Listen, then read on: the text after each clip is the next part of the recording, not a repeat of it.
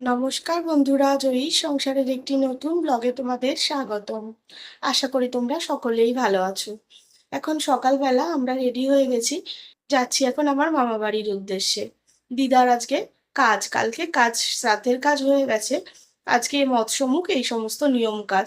তো অনেকটা দূর, তাই আমাদের সকাল সকাল বেরিয়ে যেতে হবে। তো দেখতে দেখতে কাজও হয়ে গেল, মানুষটা চলেও গেল। দিন কত তাড়াতাড়ি এগিয়ে যায় সেদিনই দেখে এলাম, আর এর মধ্যে সমস্ত তার কাজকর্ম কমপ্লিটও হয়ে গেল। যাই হোক, যেতেই হবে, মামা বারবার করে বলেছে, তাই অভিও আজকে ছুটি নিয়েছে। তাই আমরা এখন বেরোচ্ছি।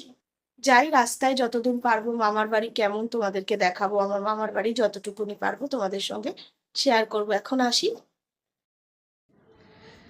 প্রথমেই পেট্রোল পাম্পে ঢোকা হয়েছে, গাড়িতে একটু অয়েল রিফিল করে নেওয়া হচ্ছে, কারণ রাস্তাটা যেহেতু অনেকটা অনেকটা দূর যেতে হবে সেই জন্য। বেশ খানিকটা যাওয়ার পরে সকালবেলা আগে একটু চা খেয়ে নিলাম এক জায়গায় দাঁড়িয়ে, কারণ এত সকাল সকাল বেরিয়েছি, একটু চা না খেলে যেন মনে হচ্ছে ঠিক মাইন্ডটা ফ্রেশ লাগছে না। তাই এক জায়গায় গাড়িটা একটু দাঁড় করিয়ে অয়েল রিফিল করার পরেই আগে সবাই মিলে একটু চা খেয়ে নিলাম।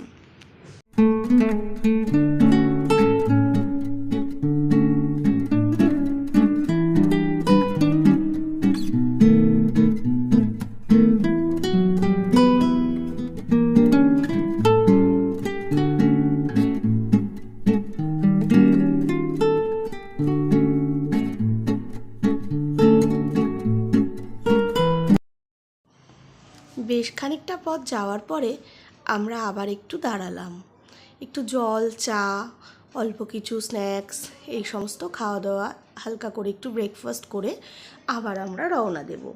মেয়েও কিছু খেয়ে আসেনি, এতটা রাস্তা যেতে হবে, তাই ওকেও হালকা করে একটু ব্রেকফাস্ট করিয়ে নেওয়া হলো। তারপর আবার যাত্রা শুরু করলাম। এরকম লং জার্নি, আর এরকম চারিদিকে কি সুন্দর সবুজ ধান ক্ষেত, তার সাথে সাথে কি সুন্দর কলা বাগান, সব কিছু দেখতে কি ভালো লাগে। আমরা তো এই সমস্ত দেখতেই পাই না যারা শহরের দিকে বাস করি, তাই যখন এরকম সবুজ ধান ক্ষেত, এরকম চারিদিকে সবুজ দেখতে পাই, তখন যেন কি ভালো লাগে। মেয়েও দেখে বলছে, মাম্মা দেখো এই জায়গাটা কি সুন্দর, পলিউশন ফ্রি। তো এই ধান ক্ষেতগুলো দেখে ওকে বলছি যে দেখ, এই রকমই ধান ক্ষেতে চাষিরা কত কষ্ট করে এই রোদ জলে চাষ করে, আর আমরা তবে কিন্তু যাই মার্কেটে, আর আমরা কিন্তু কিনে নিয়ে চলে আসি। আমরা কত আরামে থাকি, আর এরা কত কষ্ট করে সেই ফসলগুলো ফলায়। ও বলছে, হ্যাঁ ঠিকই বলেছো। এই মামাবাড়ি জায়গাটা আমার একটা খুব প্রিয় জায়গা। ছোটোবেলায় আমরা প্রতি বছর কালী পুজোয় আসতাম, বছরে একবার আসতাম, 7 দিন 8 দিন থাকতাম। এক বছরের পুজো চলে গেলে অপেক্ষা করতাম আরেক বছরের পুজোর জন্য। দেখো কি ভাল লাগছে না সবুজ ধান ক্ষেতটা, যেদিকে তাকাচ্ছি শুধু সবুজ আর সবুজ, চারিদিকে সবুজ। তো আরেক বছরের পুজোয় আসার জন্য অপেক্ষা করতাম। সব ভাই বোনেরা একসাথে এই সময়টা কাটাতাম, মামার ছেলে মেয়ে, মাসির ছেলে মেয়ে, সবাই মিলে একসাথে এই কটা দিন আমাদের খুব আনন্দে কাটতো। এখনও সেই শৈশবের স্মৃতিগুলো খুব মনে পড়ে যায়। আরও আজ যখন যাচ্ছি তখন যেন মনে হচ্ছে সেই ছোটোবেলার দিনগুলোর কথা। তবে আজকের যাওয়াটা আনন্দের তো নয়, কারণ যে মানুষটা আমাদের বারবার আসতে বলতো তাকেই গিয়ে আজ দেখতে পাবো না। পৌঁছে গেছি মামাবাড়িতে। এখানে এখন লোকজন খাওয়ানোর জন্য ব্যস্ততা চলছে। যেহেতু আমাদের ঢুকতে প্রায় 12টা বেজে গেছে, এই সময়টাই তো লাঞ্চ টাইম, তাই এই সময়েই সমস্ত লোকজন আসছে। আর যেহেতু আমার মামাবাড়িটা একটু গ্রামের দিকে, তাই গ্রামের সমস্ত লোক জুড়ে সকলকে মামা নেমন্তন্ন করেছে। সবাই একে একে আসছে। আমাদেরকে বারবার খেতে বসতে বলছিল, কিন্তু আমরা বললাম না না, আমরা বাড়ির লোক, এত তাড়াতাড়ি বসবো না, আগে সবাই হয়ে যাক, গ্রামের দিকে গ্রামের লোকজনের খাওয়া হোক, তারপরে বসবো।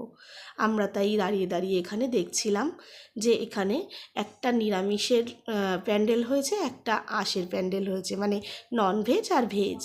তাই এখানে আমরা দাঁড়িয়ে আছি, এখানে সব আমার মাসি, মা, মাস্তুতো দিদি, সবাই মিলে দাঁড়িয়ে আছি, কারণ প্রত্যেকেই তো এমনিতে দেখা হয় না, দূরে দূরে থাকি বলে, তাই দাঁড়িয়ে আছি। তবে অনেক লোক হয়ে গেছে, আর শেষের দিকেই চলে এসেছে। এখানে আমি, বাবা, আমার মেয়ে, অভি সবাই বসে গেছি, আর একটা দিকে মা মাসিরা সব বসে গেছে। এই যে এটা আমার বোনের মেয়ে, কি মিশুকে, ওকে এই প্রথম আমরা এত কাছ থেকে দেখলাম। আমার মেয়ের সাথে তো খুব বন্ধুত্ব হয়েছে, দিদি দিদি করে পাগল, একসাথে খেলা নাচ কত কিছু করছে। আর আমার মেয়েরও খুব পছন্দ হয়েছে বোনকে। আসলে আমার মেয়েও তো খুব মিশুকে, তাই ও যখন পেয়েছে ওর বোনকে, তখন প্রথম দেখা হয়েছে কেউ বলবে না। আমার বোনের মেয়ে কিছু আমাদেরকে একটু একটু করে দেখাচ্ছে। খাওয়া দাওয়ার পরে আমরা বেশ কিছুক্ষণ যখন বসেছিলাম, ওকে নিয়েই আমাদের সময়টা কেটে গেল। সব কিছুর মাঝে বারবার একটাই কথা মনে হচ্ছে যে আমার দিদা আজ দেখতে পেলে কত খুশি হতো। ফোন করলে একটাই কথা বলতো, একবার আসবি না, আয়, তোদেরকে তো খুব দেখতে ইচ্ছা করে। আর আজ আমরা যখন সবাই এসে হাজির হয়েছি তখন সেই নেই। এই কথাটাই বারবার মনে পড়ছে। সব সময় আমার দিদা ফোন করে একটাই কথা ছিল, কবে আসবি। আজ সেই মানুষটাই নেই, কিন্তু তার বাড়িতে আজকে কত লোক এসে হাজির হয়েছে, এটাই মনে হচ্ছে বারবার। এই যে এখন আমরা এবার রওনা দিয়ে দেব। এই যে আমাদের গাড়ি আসছে, বা এখানেই পার্কিং করা ছিল, তাই সবাই এগিয়ে দিতে এসছে। এই যে আমার মামা, মাসি, দিদি, বোনের বর, তারপরে এদিকে মামি, সবাই সবাই মিলে এগিয়ে দিতে এসেছে। এই যে বোন ভাবছি আবার কবে দেখা হবে। এই যে আমরা আবার রওনা দিয়ে দিয়েছি, তবে কিন্তু সন্ধে নেমে এসেছে। একটু বেলা করেই রওনা দিয়েছি, গেলে তো আর আসতে ইচ্ছা করে না, কিন্তু এখন তো আর তা বললে হবে না, সেই ছোটোবেলা তো এখন আর নেই। এখন তো প্রত্যেকের নিজের নিজের সংসার, তাই সংসারের টানে প্রত্যেকেই সময় মতো ফিরে আসতে হবে। আজ আসি তাহলে। ভালো লাগলে একটা লাইক করো। তোমরা ভালো থেকো।